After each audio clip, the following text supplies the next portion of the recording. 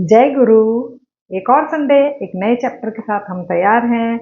और I am really sorry, पिछले 2 Sunday Diwali और उससे रिलेटेड बहुत सारे काम थे, इसलिए मैं रिकॉर्डिंग नहीं कर पाई और मैं नहीं डाल पाई। तो आज हम पढ़ रहे हैं चैप्टर नंबर 35, जिसका नाम है लूथर बरबैंक, गुलाबों के बीच एक संत। उन्नत किस्म के पौधे तैयार करने का रहस्य वैज्ञानिक ज्ञान के अलावा एक और भी है, और वह है प्रेम। लूथर बरबैंक ने ज्ञान के ये शब्द तब कहे जब मैं कैलिफोर्निया में सेंटा रोजा स्थित अपने बगीचे में उनके साथ टहल रहा था। मनुष्य के खाने योग्य नागफनी की एक क्यारी के पास हम रुक गए। उन्होंने आगे कहा, नागफनी एक पौधा है जिसको स्नेक प्लांट बोलते हैं, ठीक है। उन्होंने आगे कहा, जब मैं कंटकहीन नागफनी की नस्ल तैयार करने का प्रयोग कर रहा था, तब मैं प्राय इन पौधों के साथ बातें किया करता था। अब आप लोग सोचते होंगे कि जो स्नेक प्लांट है उस पर तो वैसे भी कांटे नहीं होते हैं, तो ये बता रहे हैं कि इनके पास जो स्नेक प्लांट पहले हुआ करते थे उन पे कांटे होते थे छोटे छोटे। तो ये कह रहे हैं कि जब मैं ऐसा एक नया ब्रीड, एक ऐसी नस्ल तैयार कर रहा था जिसमें कांटे ना हो, ठीक है। तो ये बता रहे हैं, जो बरबैंक है वो उस बारे में बता रहे हैं कि जब मैं कंटकहीन नागफनी की नस्ल तैयार करने का प्रयोग कर रहा था, तब मैं प्राय इस पौधे के साथ बातें किया करता था ताकि प्रेमपूर्ण स्पंदन पैदा हो सके। मैं उनसे कहता था, तुम्हें किसी प्रकार का भय रखने की आवश्यकता नहीं है। आत्मरक्षा के लिए तुम्हें इन कांटों की आवश्यकता नहीं है। मैं तुम्हारी रक्षा करूंगा। और धीरे धीरे रेगिस्तान का यह उपयुक्त पौधा इस कंटक विहीन नस्ल के रूप में तैयार हो गया। मतलब कि आप इन दिनों जितने भी स्नेक प्लांट देखते हैं ज्यादातर बिना कांटों के होते हैं। तो ये कह रहे हैं कि उस समय में इन पे भी कांटे होते थे। मैंने लगातार इनको ये बोला कि तुम्हें कांटे रखने की जरूरत नहीं है, तुम सेफ हो, तुम सिक्योर हो। तो धीरे धीरे वो कांटे छोटे होते गए और बाद में बिना कांटों के पौधे भी तैयार होने लगे। मैं इस चमत्कार पर मुग्ध रह गया। प्रिय लूथर, माउंट वॉशिंगटन के अपने बगीचे में लगाने के लिए इस नागफनी के कुछ पत्ते कृपया मुझे प्रदान करें। निकट ही खड़ा एक माली कुछ पत्ते काटने के लिए आगे बढ़ा ही था कि लूथर ने उसे रोक दिया। स्वामी जी के लिए मैं स्वयं ही पत्ते काट देता हूँ। और आपको पता होगा कि स्नेक प्लांट पत्तों से ही लग जाता है ना। उन्होंने मुझे 3 पत्ते दिए, जिन्हें बाद में मैंने अपने बगीचे में लगाया। उन्हें पौधे बनकर बढ़ते और विशाल झाड़ी के रूप में परिवर्तित होते देखकर मैं खूब आनंदित होता था। इस महान उद्यान विज्ञानी ने मुझे बताया कि उनकी प्रथम उल्लेखनीय सफलता भी बड़े आकार का वह आलू, जिसे उनके ही नाम पर बरबैंक आलू कहा जाता है। अपनी असीम प्रतिभा और अथक परिश्रम से उन्होंने प्रकृति के पौधों को वर्ण संकर के द्वारा अधिक उन्नत कर, मतलब कि कुछ एक्सपेरिमेंट करके वर्ण संकर के द्वारा अधिक उन्नत कर सैकड़ों नई प्रजातियां संसार को दी। नई बरबैंक किस्म के टमाटर, मक्का, स्क्वैश, चेरी, नेक्टारिन, बेरी, पापी, लिली और गुलाब, ये सारे पौधे जिन पे वो एक्सपेरिमेंट कर रहे थे। मैंने अपना कैमरा साथ लिया जब लूथर मुझे अखरोट के उस प्रसिद्ध पेड़ के पास ले गए, जिसे तैयार करके उन्होंने सिद्ध कर दिया कि नैसर्गिक क्रम विकास की गति को बहुत अधिक भी बढ़ाया जा सकता है। मतलब कि जो पौधों की ऑटोमेटिक जो ग्रोथ की जो स्पीड होती है, ये कह रहे हैं उसको बढ़ा भी सकते हैं। उन्होंने कहा, केवल 16 वर्षों में यह पेड़ भरपूर भरपूर फल देने लग गया, किसी प्रकार की सहायता के बिना। नैसर्गिक कर्म के अनुसार फल देने में इसे इससे दुगना समय लगता है। मतलब कि कह रहे हैं कि एक अखरोट का जो पेड़ है वो 32 साल लगाता है, उसके बाद फल देता है। तो ये कह रहे हैं कि अभी 16 साल में ही ये फल देने लग गया। इतने में बरबैंक की छोटी सी दत्तक पुत्री अपने कुत्ते के साथ उछलती कूदती बगीचे में आ गई। उसकी ओर हाथ दिखाते हुए प्रेम से लूथर ने कहा, यह मेरा मानव पौधा है। सारी मानव जाति को अब मैं एक विशाल वृक्ष के रूप में ही देखता हूँ, जिसे अपने उच्चतम विकास के लिए केवल प्रेम, खुली हवा और खुली जगह का प्राकृतिक उपयोग कर चुन चुन कर संकरित किए जाने की आवश्यकता है। मैंने स्वयं अपने जीवन काल में ही पौधों के विकास की ऐसी ही आश्चर्यजनक प्रगति देखी है। मैंने आश्चर्यजनक प्रगति देखी है कि मुझे यह दृढ़ आशा हो गई है कि यदि बच्चों को सादगी और विवेक के साथ जीना सिखाया जाए तो यह संसार शीघ्र ही स्वस्थ और सुखी बन जाएगा। हमें प्रकृति और प्रकृति के सृष्टा ईश्वर की ओर लौटना ही होगा। रांची के मेरे विद्यालय में खुले आकाश के नीचे चलते कक्षा वर्गों को और आनंद एवं सादगी से भरे वातावरण को देखकर आप अत्यंत आनंदित होंगे। मैंने लूथर से कहा, अभी क्या योगनंदा जी उनके स्कूल गए हैं तो अब ये उनको बोल रहे हैं कि आप भी आइए, मेरा विद्यालय आपको अच्छा लगेगा। मेरे शब्दों ने उनके हृदय की सबसे नाजुक तार को छेड़ दिया। बच्चों की शिक्षा उनका सबसे प्रिय विषय था।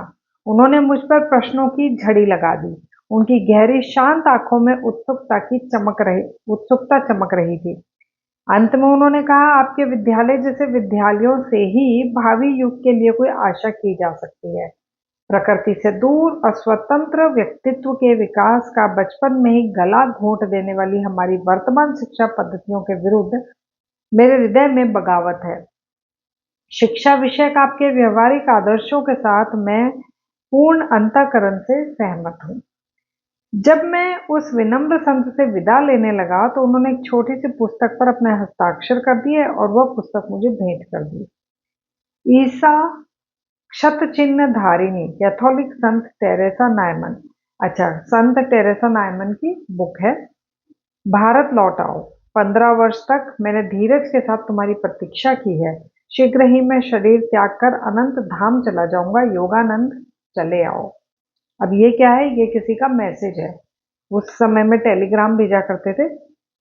एक दिन जब मैं माउंट वॉशिंगटन स्थित अपने आश्रम में ध्यान कर रहा था तब अचानक आश्चर्यजनक रूप से श्री युक्तेश्वर जी की आवाज मुझे अपने अंतर में सुनाई दिया। अच्छा, टेलीग्राम नहीं है, इनको ध्यान के समय ऐसा सुनाई दिया कि मैं तुम्हारी 15 साल से प्रतीक्षा कर रहा हूँ, आ जाओ, वापस आ जाओ। तो ये किसकी आवाज है? इनके गुरु श्री युक्तेश्वर जी की। 10,000 मील की दूरी को पलक झपकते ही पार कर उनके संदेश ने बिजली की भांति मेरे अंदर प्रवेश कर लिया। 15 वर्ष हैं? मुझे एहसास हुआ यह सन 1935 है। मैंने अमेरिका में अपने गुरुदेव की शिक्षाओं का प्रसार करते हुए 15 वर्ष बिता दिए हैं। अब मुझे वापस बुला रहे हैं। थोड़ी देर बाद मैंने अपना यह अनुभव अपने एक प्रिय मित्र जेम्स जे लिन को बताया। अनुभव मतलब कि ध्यान में इनको अपने गुरु की आवाज सुनी है। प्रतिदिन क्रिया योग के अभ्यास से उनकी आध्यात्मिक उन्नति इतनी हो गई थी कि मैं प्राय उन्हें संत लीन कहता था। उनमें तथा दूसरे अनेक पाश्चात्यों में बाबा जी की उस भविष्यवाणी की पूर्ति देखकर मैं अत्यंत आनंदित होता हूँ कि प्राचीन योग मार्ग के माध्यम से पाश्चात्य जगत में भी ईश्वर साक्षात्कारी संत पैदा हो गए हैं। श्री लीन ने उदारता पूर्वक मेरी यात्रा के व्यय का सारा भार उठाने का प्रस्ताव रखा। इस प्रकार पैसे की समस्या हल होते ही मैंने जहाज से यूरोप होते हुए भारत जाने की तैयारी शुरू कर दी। मार्च 1935 में मैंने सेल्फ रियलाइजेशन फेलोशिप को चिरस्थायी बनाने के लिए उसे कैलिफोर्निया राज्य के कानून के अंतर्गत एक धर्मनिरपेक्ष संस्था के रूप में पंजीकृत करा लिया। अच्छा, वहां पे गवर्नमेंट से भी इन्होंने रजिस्ट्री करवा ली। मेरे पास अपना जो कुछ भी था वह सब अपनी पुस्तकों के सर्वाधिकारों सहित मैंने सेल्फ रियलाइजेशन फेलोशिप को दान कर दिया। दूसरी अधिकांश धार्मिक एवं शैक्षणिक संस्थाओं की तरह ही सेल्फ रियलाइजेशन फेलोशिप भी अपने सदस्यों एवं अन्य लोगों के दान पर चलती है। मैंने अपने शिष्यों से कहा, मैं वापस आऊंगा। अमेरिका को मैं कभी नहीं भूलूंगा। लॉस एंजलिस में मेरे मित्रों द्वारा मुझे दिए गए विदाई भोज के दौरान मैं लंबे समय तक उनके चेहरे निहारता रहा। मेरे मन में कृतज्ञता से ओतप्रोत विचार आया, हे प्रभु, जो आपको ही एकमात्र दाता मानकर स्मरण करता है उसके लिए मानवों के बीच कभी मधुरता का अभाव नहीं हो सकता। न्यूयॉर्क से मैं 9 जून 1935 को यूरोपा नाम के जहाज पर सवार होकर चल पड़ा। मेरे साथ 2 शिष्य थे, एक मेरे निजी सचिव श्री सी रिचर्ड राइट और दूसरे सिनसिनाटी की एक वृद्ध सी महिला मिस एटी ब्लेच। विगत सप्ताहों की अति व्यस्तता और भागदौड़ के बाद समुद्र यात्रा के शांतिपूर्ण दिन बड़े सुहावने लग रहे थे।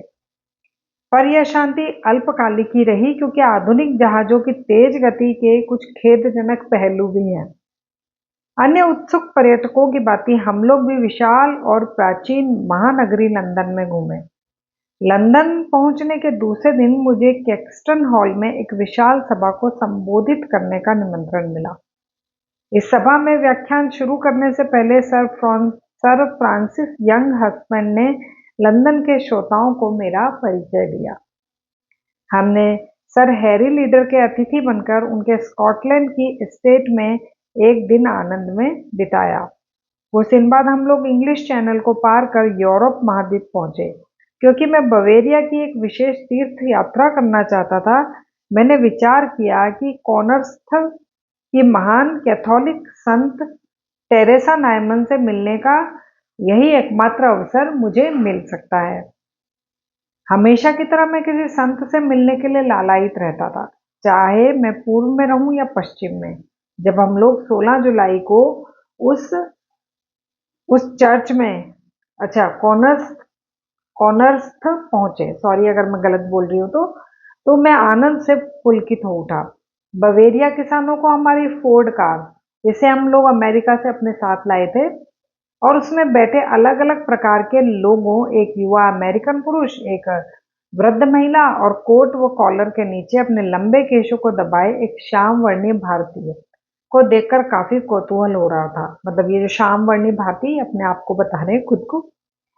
टेरेसा नायमन का घर साफ सुथरा था। घर के पास ही स्थित पुराने कुएं के पास सुंदर फूल खिले हुए थे, परंतु अफसोस घर बंद था और सुनसान था। पड़ोसियों और उस समय पास से गुजर रहे पोस्टमैन को भी इसकी कोई जानकारी नहीं थी। इतने में वर्षा भी होने लग गई। मेरे साथियों ने लौट चलने की राय दी। मैंने कहा नहीं। मैंने दृढ़ता से कहा नहीं, जब तक टेरेसा नायमन के पास पहुंचने का कोई न कोई सूत्र मेरे हाथ नहीं लगता, मैं यहां से हिलने वाला नहीं। 2 घंटे बाद भी हम उस वर्षा में अपनी कार में ही बैठे रहे। मैंने शिकायत भरा निश्वास छोड़ते हुए कहा, भगवान, यदि उन्हें यहाँ नहीं होना था तो आप मुझे यहाँ तक लाए ही क्यों? इतने में एक अंग्रेजी भाषी व्यक्ति हमारे पास आकर खड़ा हो गया। उसने नम्रता पूर्वक अपनी सहायता प्रदान करी। उसने कहा, मैं निश्चिंत तो नहीं जानता कि टेरेसा कहाँ है, परंतु वे प्राय ही यहाँ से 90 किलोमीटर दूर आइस व्हाइट विश्वविद्यालय में वहाँ के विदेशी भाषाओं के प्रोफेसर फ्रॉन्ज वुड्स से मिलने जाती हैं। दूसरे दिन सुबह हम लोग कार से छोटे से शांत नगर आइस्कॉट में जा पहुंचे। डॉक्टर वुड्स ने प्रेम पूर्वक अपने घर में हमारा स्वागत किया। हाँ, टेरेसा नायमन यही है।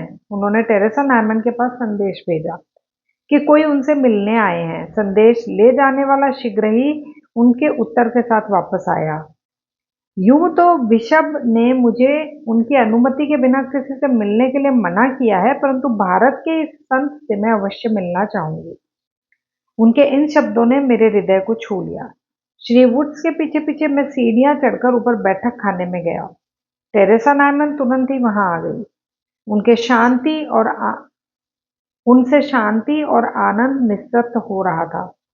उन्होंने काला गाउन और सफेद मस्त का आवरण पहन रखा था। उनकी आयु इस समय 37 वर्ष की थी, परंतु वह उससे काफी कम उम्र की दिख रही थी। उनके चेहरे पर एक शिशु सुलभ मोहकता और उक्कलता झलक रही थी। स्वस्थ सुगठित शरीर, गुलाबी गाल, आनंदी स्वभाव, और यह वो संत है जो सदा निराहार रहती है, मतलब अच्छा खाना ही नहीं खाती है। टेरेसा नायमन ने अत्यंत सौम्यता के साथ मुझे से हाथ मिलाया।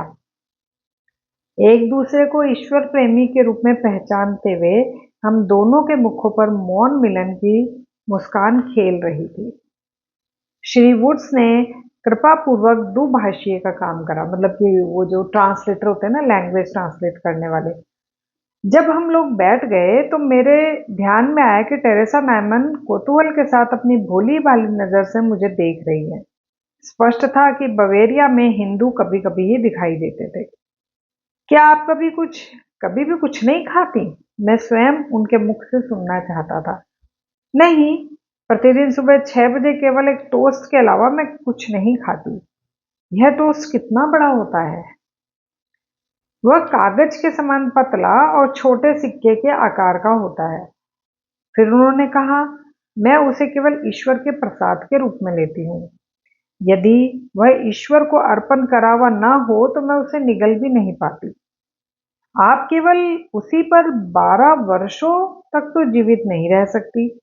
मैं ईश्वर के प्रकाश से जीवित रहती हूँ। कितना सरल उनका उत्तर था, बिल्कुल आइंस्टीन की तरह।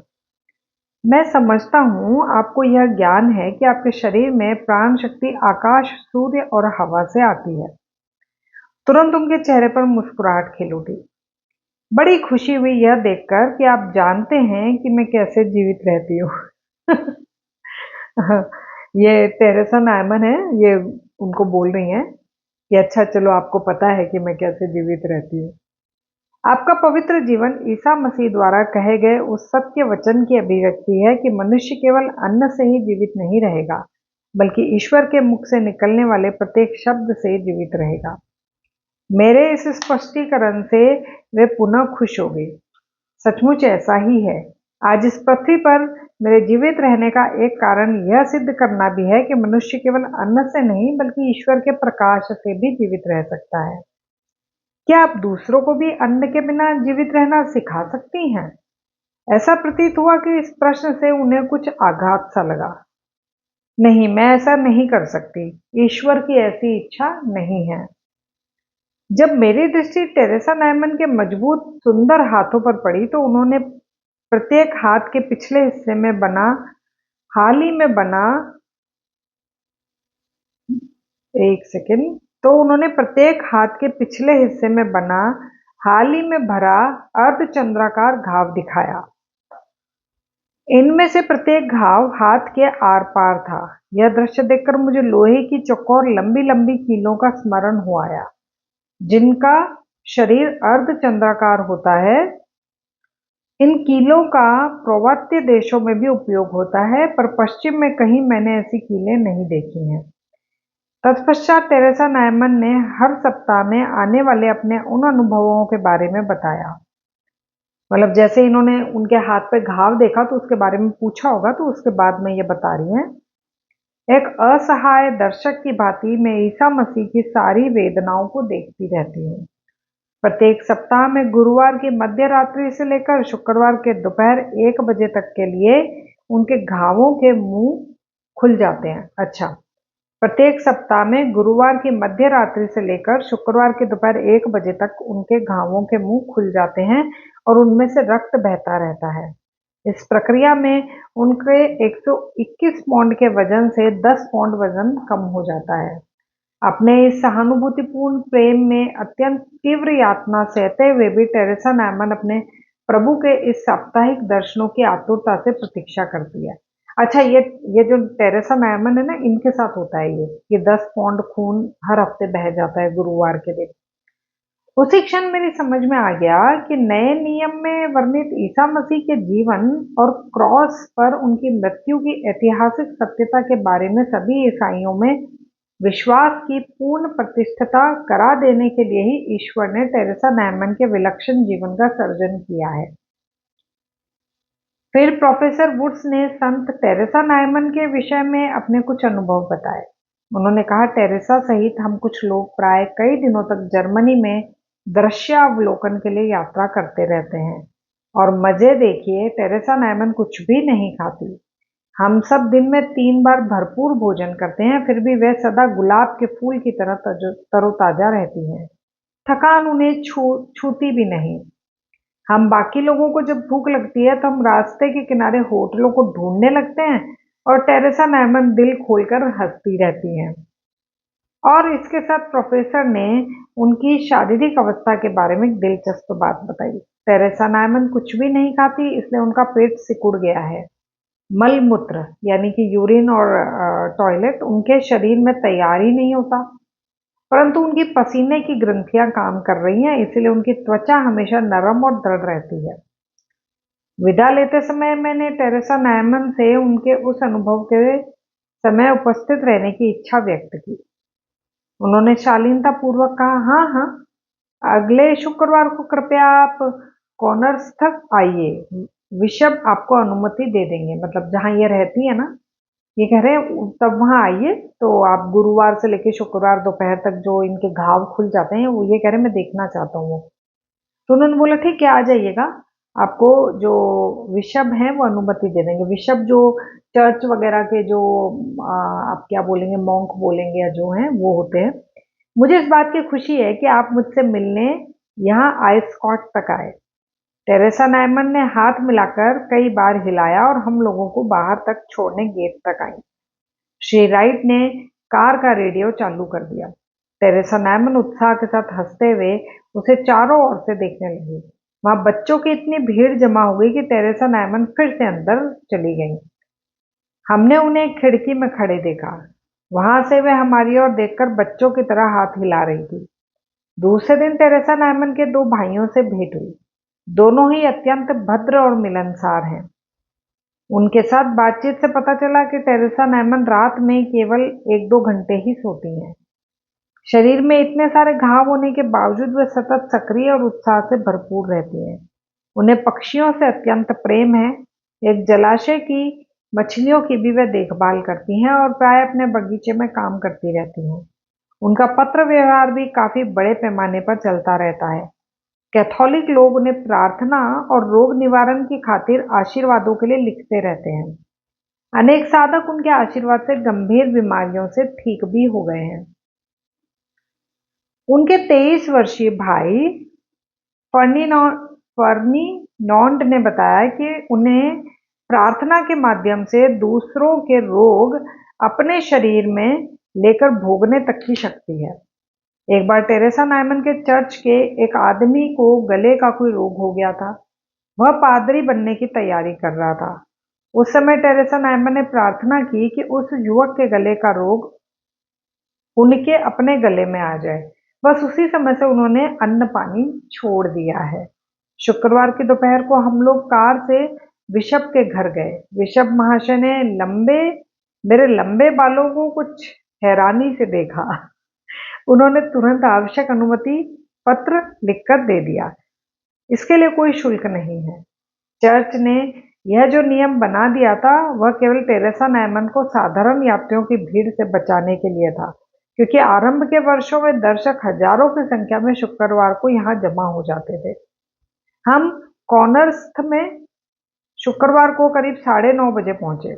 मैंने देखा कि टेरेसा नायमन के घर की छत के कुछ हिस्सों में शीशा लगा हुआ था ताकि उन्हें भरपूर प्रकाश उपलब्ध हो सके।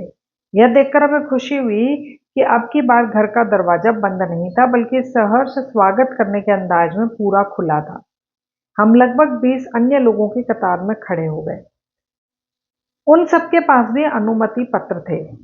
कई तो उस भावावस्था को देखने के लिए बहुत दूर से आए थे। प्रोफेसर के घर में मेरी पहली परीक्षा में टेरेसा नायमन उत्तीर्ण हो गई थी, क्योंकि उन्होंने अंतर्ज्ञान से जान लिया था कि मैं केवल कौतूहल की शांति के लिए ही नहीं बल्कि आध्यात्मिक कारणों से उन्हें देखना चाहता था।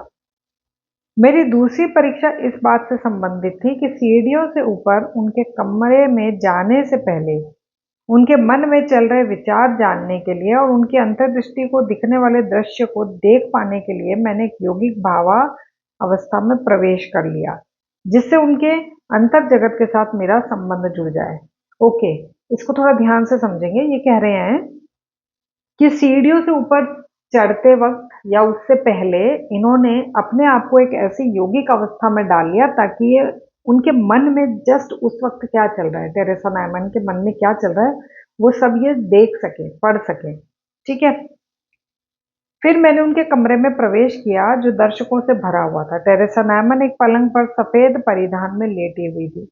श्री राइट ठीक मेरे पीछे ही थे। कमरे का विलक्षण और भयंकर दृश्य देखकर मैं दरवाजे की चौखट के पास ही हैरान होकर खड़ा रह गया।